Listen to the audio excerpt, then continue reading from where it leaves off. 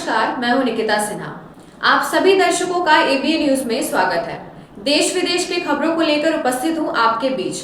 हमारी खबरों को देखने के लिए हमारे यूट्यूब, इंस्टा, फेसबुक चैनल को सब्सक्राइब और फॉलो करें।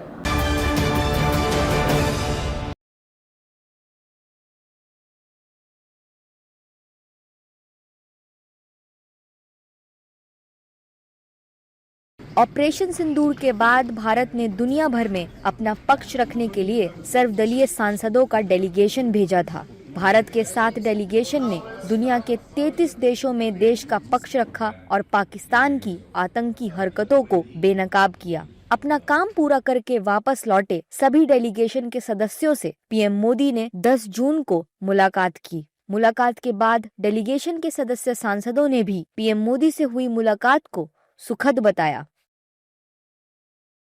आज देश के प्रधानमंत्री नरेंद्र मोदी जी ने 7 डेलीगेशंस को एक इनफॉर्मल मीटिंग के लिए बुलाया था। सभी के साथ अच्छी चर्चा हुई। उन्होंने करीबन 1 घंटा सभी को दिया। सभी के टेबल्स पर जाकर अलग अलग डेलीगेशन से उन्होंने बातचीत की। उनका उस देश के प्रति उस देश का भारत के प्रति कैसा व्यवहार था, जो मैसेज हम पहुंचाना चाहते हैं वो पहुंचा कि नहीं, उनका क्या अनुभव था, ये सभी चीज़ों की जानकारी उन्होंने ली। वो फॉर्मल मीटिंग ही वो अप्रिशिएट कर रहे थे कि आपने बड़ी मेहनत करी और आपने अपनी बात देश की रखी और ज़्यादा पार्टिसिपेशन हुई, नीचे तक बात गई। डेलीगेशन की मेंबर और शिवसेना यूबीटी की सांसद प्रियंका चतुर्वेदी ने पीएम मोदी से हुई मुलाकात को लेकर कहा कि पीएम ने हमें अपना मिशन सफलतापूर्वक पूरा करने के लिए बधाई दी। प्रधानमंत्री जी ने हमारी सारी डेलीगेशन से मिलकर सबसे पहले उन्होंने बधाई दी कि जिस मिशन से हम गए थे वो मिशन पूरा करने में या लगभग पूरा करने में हम कामयाब हुए हैं, विच वाज वेरी एनकरेजिंग। और साथ ही साथ हर एमपी से उन्होंने अपने एक्सपीरियंस के बारे में बात की, पूछा कि क्या लर्निंग थी, क्या हमने अपना पक्ष रखा, कहाँ कहाँ हमें ऐसा लगा कि रिस्पॉन्स ठंडा है, गर्म है, कैसा है। तो आई थिंक इट वाज एक इनफॉर्मल एनवायरनमेंट में था, ऐसा कोई फॉर्मल एनवायरनमेंट नहीं था। He stopped at every table, spoke to every single member of parliament, सबको सुना उन्होंने। देखिए, कल प्रधानमंत्री जी ने जो 7 डेलीगेशन में लोग सारे सांसद गए थे, सबको बुलाया और सबकी बात उन्होंने सुनी। सबसे बड़ी बात है कि प्रधानमंत्री जी ने सारे लोग जो उनका अनुभव रहा इस यात्रा का, अपना एक फीडबैक था, सारे को दिया। फिर प्रधानमंत्री अपने हिसाब से कुछ अपना अनुभव भी शेयर किया, अपने टिप्स भी दिए। 33 देशों की यात्रा से लौटने के बाद डेलीगेशन के सदस्यों की पीएम मोदी के साथ ये पहली मुलाकात थी जिसमें उन्होंने सांसदों के अनुभवों के बारे में जानकारी ली और उन्हें देश सेवा के लिए शुभकामनाएं भी दी। बिहार में आरजेडी प्रमुख लालू प्रसाद यादव ने अपने 78वें जन्मदिन को धूमधाम से मनाया। इस खास मौके पर उन्होंने अपने पटना स्थित आवास पर पत्नी राबड़ी देवी और परिवार के अन्य सदस्यों की उपस्थिति में केक काटा और पार्टी कार्यकर्ताओं के साथ जश्न मनाया। जन्मदिन समारोह की खास बात यह रही कि लालू यादव ने तलवार से 78 किलो का विशाल लड्डू काटा, जिसे देखने के लिए भारी संख्या में पार्टी समर्थक और कार्यकर्ता मौजूद थे। पूरे कार्यक्रम में उत्साह और उल्लास का माहौल रहा, जहाँ कार्यकर्ताओं ने ढोल नगाड़ों के साथ अपने नेता को शुभकामनाएं दी और जन्मदिन को यादगार बना दिया। पीछे निकलिए, खेल के आगे बढ़िए। हाँ, तो मुँह तो सटाइए।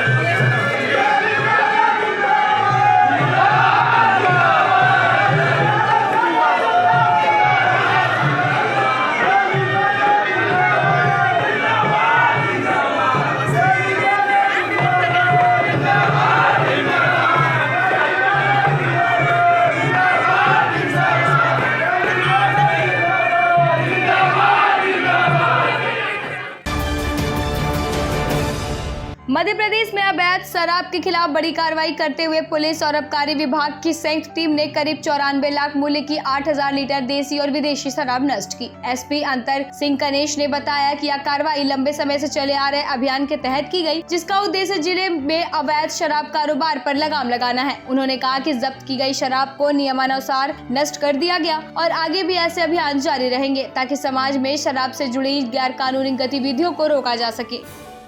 ये शराब नष्टीकरण की कार्रवाई की जा रही है, जैसा आप देख रहे होंगे। इसमें वर्ष 2015 से लेकर के अब तक वे प्रकरण जो माननीय न्यायालय के द्वारा निराकृत किए जा चुके हैं और जिन प्रकरणों में अपील भी शेष नहीं, अपील का भी निराकरण किया जा चुका है, उन प्रकरणों का निराकरण, इनका डिस्पोजल किया जा रहा है। इसमें लगभग 10 प्रकरण शामिल हैं, जिसमें से 9 प्रकरण पुलिस विभाग के, 1 प्रकरण इसमें आबकारी विभाग का भी है। इसमें जो कुल शराब की मात्रा है 8360 लीटर के लगभग है और इसमें सबसे जो पुराना प्रकरण है वो थाना शाहपुर का है, वर्ष 2015 का है, जिसमें 6000 लीटर शराब शामिल थी। इसके माध्यम से नष्ट किया जा रहा है बिल्डोजर। ये एक समिति है पूरा, जिसमें एडीएम साहब हैं, एडिशनल मैं खुद स्वयं हूँ, आबकारी विभाग के अधिकारी हैं, संबंधित थाना प्रभारी हैं। पूरी समिति का गठन किया गया और समिति के द्वारा नष्टीकरण की कार्रवाई की जा रही है। आज नष्टीकरण की कार्रवाई पुलिस प्रशासन और आबकारी के द्वारा की जा रही है। इसमें लगभग 8000 लीटर की मदिरा का नष्टीकरण किया गया है, जिसमें मुख्यतः 7000 लीटर पुलिस विभाग की थी और 1000 लीटर आबकारी के प्रकरण थे, जो न्यायालय से निराकृत हो चुके हैं और लंबित नहीं है। कीमत की बात करें तो कितनी कीमत? लगभग अराउंड 94 लाख रुपए की ये कुल मदिरा की कीमत आकी गई है, लगभग। झुग्गी बस्ती निष्कासन समिति के नेतृत्व में एक विरोध प्रदर्शन के दौरान डीआरएम बंगले के पास तनाव पैदा हो गया। परिसर से एक वाहन के बाहर निकलते ही आरपीएफ कर्मियों, तृणमूल कार्यकर्ताओं और प्रदर्शनकारियों के बीच हाथापाई हो गई, जिसमें कई लोग घायल हो गए। घायल व्यक्ति असीत पोल सहित प्रदर्शनकारियों ने डीआरएम बंगले के बाहर प्रदर्शन जारी रखा।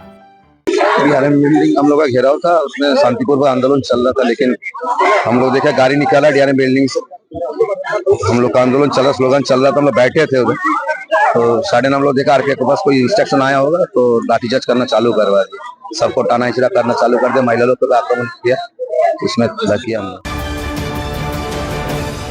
झारखंड प्रदेश कांग्रेस कमेटी ने प्रदेश अध्यक्ष केशव महतो कमलेश के नेतृत्व में पेशा कानून पर कार्यशाला का आयोजन किया। इस कार्यशाला में पार्टी प्रभारी राजू, सह प्रभारी सिलीबेला प्रसाद, कांग्रेस मंत्री दीपिका पांडे सिंह, इरफान अंसारी, शिल्पी नेहा तिर्की, सांसद सुखदेव भगत, कांग्रेस विधायक और विभिन्न सामाजिक संगठनों के प्रतिनिधि शामिल हुए।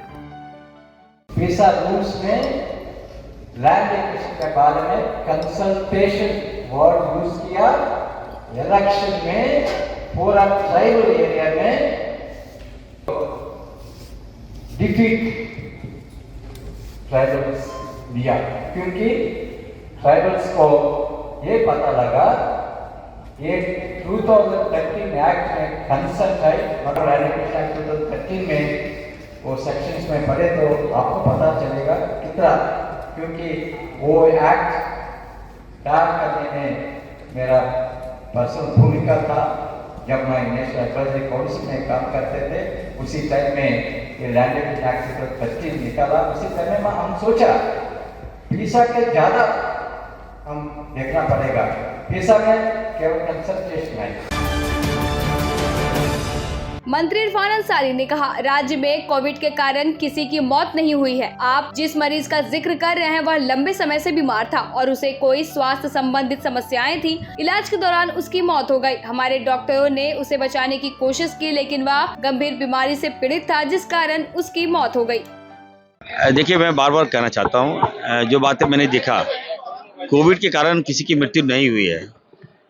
जिस पेशेंट की आप लोग बात कर रहे हैं वो पूर्व में लंबी बीमारी से ग्रसित था और काफ़ी सीरियस पेशेंट था। उसका इलाज रिम्स में चल रहा था। इलाज के दौरान उनकी मौत हुई। हम लोगों ने बचाने का बहुत प्रयास किया हमारे डॉक्टर्स ने, लेकिन वो सीरियस बीमारी से ग्रसित था, तो काफ़ी एजिड था, तो उनकी डेथ हो गई है। तो कोविड के कारण नहीं हुआ, लेकिन फिर भी जब ये मामला आ गया है तो हमारा विभाग बिल्कुल चौकस है। हमने पूरी टीम हमने लगा दी है, हर जगह, एयरपोर्ट में, रेलवे स्टेशन में, बस स्टेशन में, भीड़ भाड़ एरिया में हमारी टीम वहाँ पर मौजूद रहेगी। पूरी स्क्रीनिंग हम कर रहे हैं। जो भी लोग बाहर से आ रहे हैं, अगर लक्षण लग रहा है कि वो बीमार है, फीवर है, खांसी है, बुखार है, तो एबनॉर्मल फील हो रहा है, तो उसको हम लोग अपने अंडर टेकअप कर रहे हैं और उसकी समुचित जांच कर। 2-3 पेशेंट मिले थे हमारे पास, तो उसका हम लोग ने जांच करवाया तो वो नेगेटिव मिले, उसको डिस्चार्ज कर दिए। तो कहीं ऐसे लक्षण नहीं मिल रहे ऐसे। और मैं फिर से कहूँगा झारखंड वासियों को, यहाँ कोविड नहीं है, पैनिक होने की आवश्यकता नहीं है, डरने की आवश्यकता नहीं है। आपकी सरकार यहाँ है, इरफान अंसारी यहाँ है, माननीय मुख्यमंत्री जी के साथ उनका आशीर्वाद लोगों पर है। बी सेफ रहिए। फिर भी मैं कहूँगा भीड़ भाड़ में थोड़ा ना जाएं और प्रिकॉशन लें। अगर आपको लगता है कि अगर ऐसा कोई सिम्टम आपके अंदर है तो हमारे नज़दीक के हॉस्पिटल में जाइए। अब लेते हैं एक छोटा सा ब्रेक, आप बने रहे हमारे साथ। झारखंड के प्रसिद्ध पर्यटन स्थल खंडोली डैम की सुंदरता को समेटे हुए nature view resort and restaurant आपके स्वागत में बाहें फैलाए खड़ा है। प्राकृतिक सौंदर्य से आच्छादित और भव्यता का अद्भुत संगम यह रिजॉर्ट में आने वाले लोगों का मन मोह लेता है। विशाल क्षेत्र में फैले इस रिजॉर्ट में खूबसूरत हट्स, बैंक्वेट हॉल, आधुनिक मीटिंग और सेमिनार हॉल, लॉन और पार्किंग की सुविधा उपलब्ध है। यहाँ birthday party, kitty party, engagement, शादी, विवाह या रिसेप्शन आदि को यादगार बनाने के लिए यहाँ उपयुक्त माहौल है। यहाँ के लजीज व्यंजन आपकी स्वानेंद्रियों को नया अनुभव देंगे, जिनमें Indian, tandoori, south Indian, Chinese जैसे और भी कई स्वादिष्ट विकल्प शामिल हैं। पूरे परिवार के साथ मनोरम दृश्य के बीच स्वादिष्ट भोजन का आनंद लेने का यह अनुभव आपके दिलों में बस जाएगा। तो देर ना करें, झारखंड के गिरिडीह जिले के खंडोली डैम स्थित इस मनोरंजक स्थल का दौरा करें और अपने जीवन के कुछ अनमोल पल को यादगार बनाएं।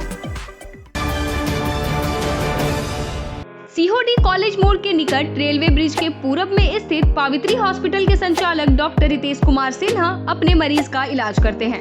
यहाँ जन्म से टेढ़े पैर, कंधा, कोहनी, कूल्हा, घुटने का डिसलोकेशन, जोड़ प्रत्यारोपण एवं हड्डी संबंधित हर प्रकार के रोगों एवं फ्रैक्चर का इलाज व ऑपरेशन किया जाता है। इस हाइजेनिक हॉस्पिटल में ultra modern 2 operation theatre, CR machine, post operative ICU, digital X ray, ECG, pathology pharmacy, oxygen supported bed, general ward, AC और नॉन AC केबिन की सुविधा उपलब्ध है। तो हड्डी संबंधित किसी भी रोग के लिए पावित्री हॉस्पिटल डॉक्टर रितेश आयुष्मान योजना के तहत इलाज करते हैं। इस अस्पताल में 2 जनरल फिजिशियन डॉक्टर विकास कुमार और डॉक्टर आफ्ताब अंसारी भी अपनी सेवा देते हैं।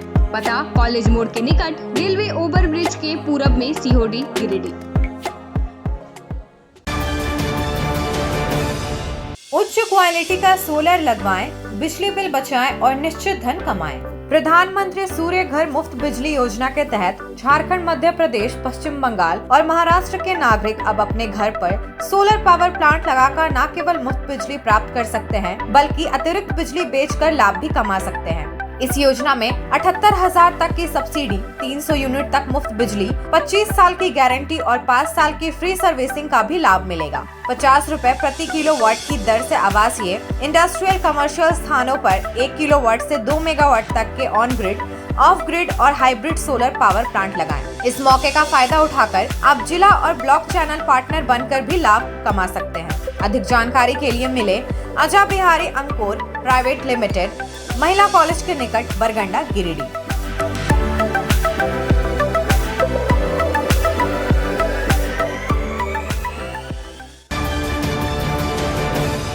क्या आप एक अच्छी पैथोलॉजी लैब की तलाश में हैं या डॉक्टर ने टेस्ट लिख दिया है लेकिन समझ नहीं आ रहा कौन सी लैब पे भरोसा करें? तो चिंता छोड़िए और आज ही केयर लैबोरेटरी आइए। यहाँ मिलती है एक्यूरेट रिपोर्ट्स, वो भी रीजनेबल प्राइस पर। हम करते हैं क्वालिटी टेस्टिंग जैसे CBC, thyroid, lipid profile, kidney profile, liver function, health package, sugar, malaria, typhoid, dengue और भी अनेक tests. Fast reporting, certified lab professionals, home collection की निशुल्क सुविधा भी उपलब्ध है। तो देर किस बात की, तुरंत संपर्क करें स्क्रीन पर दिए गए नंबर पर या विजिट करें स्क्रीन पर दिए गए हमारे एड्रेस पर। केयर लैबोरेटरी, एक्यूरेट रिपोर्ट्स, आपके स्वस्थ जीवन का साथी। ब्रेक के बाद आपका ABN न्यूज में स्वागत है। इंदौर के राजा रघुवंशी की हत्या का केस सुर्खियों में है। पुलिस मामले में हर रोज नए तथ्यों का खुलासा कर रही है। राजा रघुवंशी की पत्नी सोनम रघुवंशी पर हत्या की साजिश करने का शक भी पुलिस को है, लेकिन इसी बीच सोनम रघुवंशी का भाई गोविंद रघुवंशी अचानक राजा रघुवंशी के घर पहुंच गया, जिससे हलचल तेज हो गई कि ये यहाँ क्या करने आया था। हालांकि मीडिया से बातचीत में सोनम रघुवंशी के भाई गोविंद रघुवंशी ने बताया कि उससे राजा के भाई से पूछकर मिलने को आने को कहा गया था, जिसके बाद वो यहाँ आया है। गोविंद ने राज के सवाल पर कहा कि राज सिर्फ हमारा कर्मचारी था। गोविंद रघुवंशी राजा की मां से गले लगकर खूब रोया है।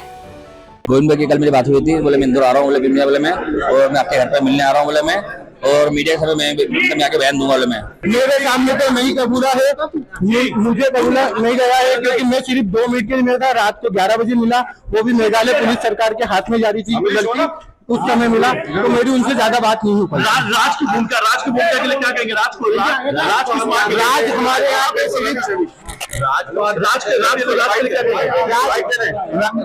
यहाँ राज सिर्फ हमारे यहाँ एक एम्प्लॉय था, उसकी भूमिका सिर्फ एम्प्लॉय वाली थी। भाजपा एनडीए सरकार के 11 साल पूरे होने पर भाजपा सांसद सुरेश कुमार कश्यप ने कहा, 9 जून को 11 साल पूरे हो गए हैं और इन वर्षों के दौरान हमारे देश ने काफी प्रगति की है। 11 साल हमने आदरणीय मोदी जी के नेतृत्व में 9 जून को संपन्न किया और 11 सालों का जो कार्यकाल रहा है, हमारा देश किस प्रकार से आगे बढ़ रहा है। इन्हीं 11 सालों में हमने कोविड जैसी महामारी का सामना किया।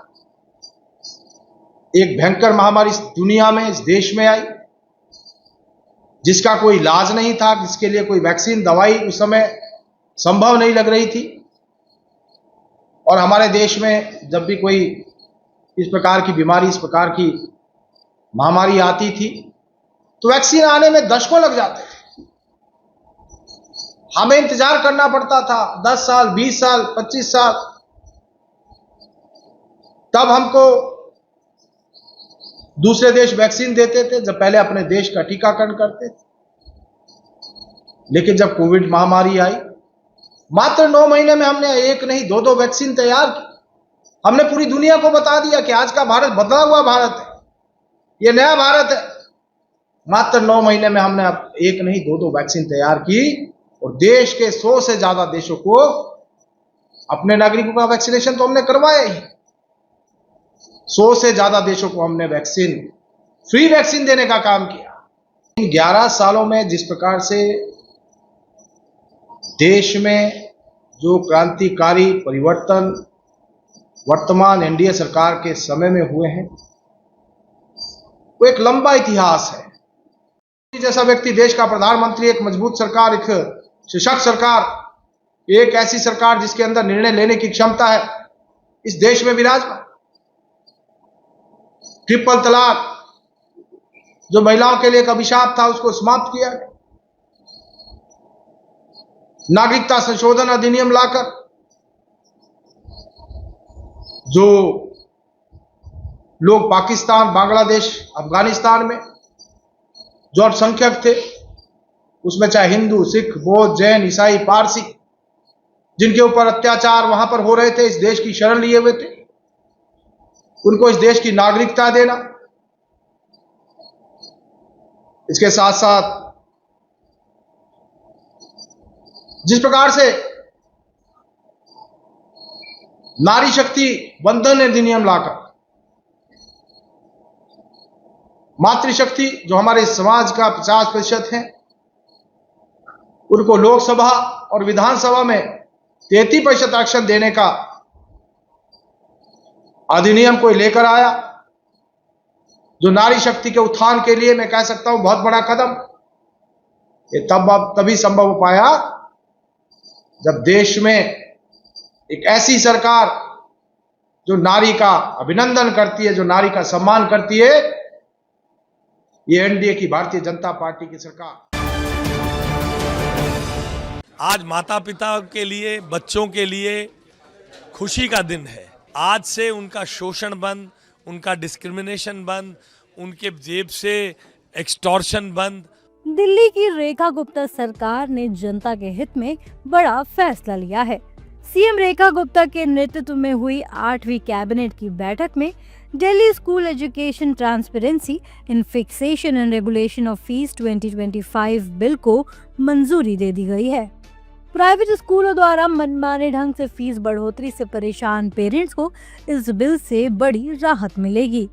लंबे समय से पेरेंट्स प्राइवेट स्कूलों की मनमानी पर लगाम लगाने की मांग कर रहे थे।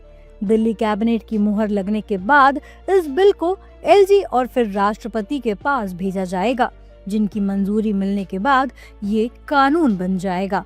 ये कानून 1 अप्रैल 2025 से प्रभावी होगा। सरकार का मानना है कि ये कानून दिल्ली के अभिभावकों के लिए बहुत फायदेमंद साबित होगा। इस बिल में अवैध रूप से फीस बढ़ोतरी करने वाले स्कूलों के खिलाफ कानूनी कार्यवाही का भी प्रावधान है। अब अवैध रूप से फीस बढ़ाना, अनैतिक रूप से फीस बढ़ाने वालों को कठोर दंड के प्रावधान भी इस बिल में है, जो कानून बनने के बाद जो इस धृष्टता को करेगा। पहले की सरकारें क्या करती थी, वो जो आज हम पेनल्टी लगा रहे हैं उन बच्चों के शोषण के विरुद्ध, वो अंडर द टेबल अपनी चुनाव के खर्चों के नाम पर आम आदमी पार्टी की सरकार वसूली कर रही थी। हमने उसे बंद कर दिया है। जो बिना अनुमति के फीस बढ़ाएगा, प्रति बच्चे की शिकायत के उसको पेनल्टी देनी पड़ेगी। 1 अप्रैल 2025 सब अब से तो अभिभावक तय करेंगे फीस कैसे लगेगी। रेखा गुप्ता सरकार का ये फैसला लंबे समय से प्राइवेट स्कूलों की मनमानी से जूझ रहे अभिभावकों के लिए बड़ी राहत लेकर आया है। अब मनमाने ढंग से फीस बढ़ोतरी का खेल नहीं चलेगा। जनता के हित में लिया गया ये कदम पारदर्शिता का नया अध्याय तय करेगा। आज के अंक में बस इतना ही। कल फिर मिलेंगे अगले अंक में कुछ नई खबरों के साथ। हमारी खबरों को देखने के लिए हमारे YouTube, Insta, Facebook चैनल को सब्सक्राइब और फॉलो करें। धन्यवाद।